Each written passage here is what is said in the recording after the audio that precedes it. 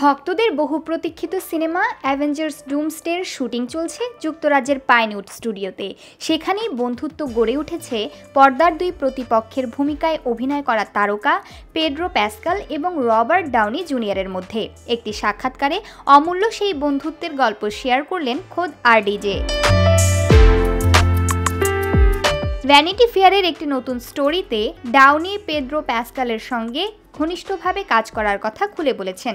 প্যাসকালকে নিয়ে তিনি বলেন, একের পর এক ভালো কাজ করে প্যাসকালের দর্শকপ্রিয়তা বাড়ছে। আমাদের ইন্ডাস্ট্রির প্রতি আমার বিশ্বাস পুনরুজ্জীবিত হচ্ছে।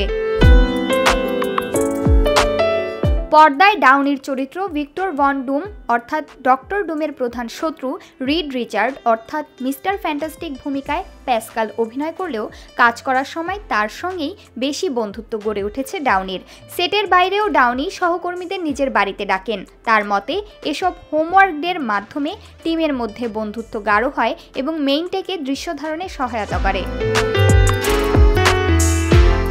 সম্ভাব্য তারিখ অনুযায়ী ডুমসডে মুক্তি পেতে চলেছে 2026 সালের ডিসেম্বর মাসে। তার আগে আসন্ন জুলাই মাসে প্রকাশ পাবে prequel cinema fantastic four first steps.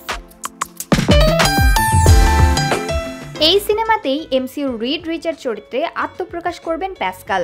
অন্যদিকে এখন ডক্টর ডুম চরিত্রে অভিনয় করলেও 2008 সালে ডাউনি অভিনীত চরিত্র অ্যান্টনি এডওয়ার্ড স্টার্কের সিনেমা আয়রন ম্যান দিয়েই এমসিইউর যাত্রা শুরু হয়েছিল। প্রসঙ্গত, কাস্টিংয়ের খবর সামনে আসার পরই অনেক সমালোচনার মুখে পড়তে হয়েছিল প্যাসকালকে। নেটিজেনদের এক পক্ষ বিরোধ করে জানায় তাকে মিস্টার ফ্যান্টাস্টিক চরিত্রে মানাবে না।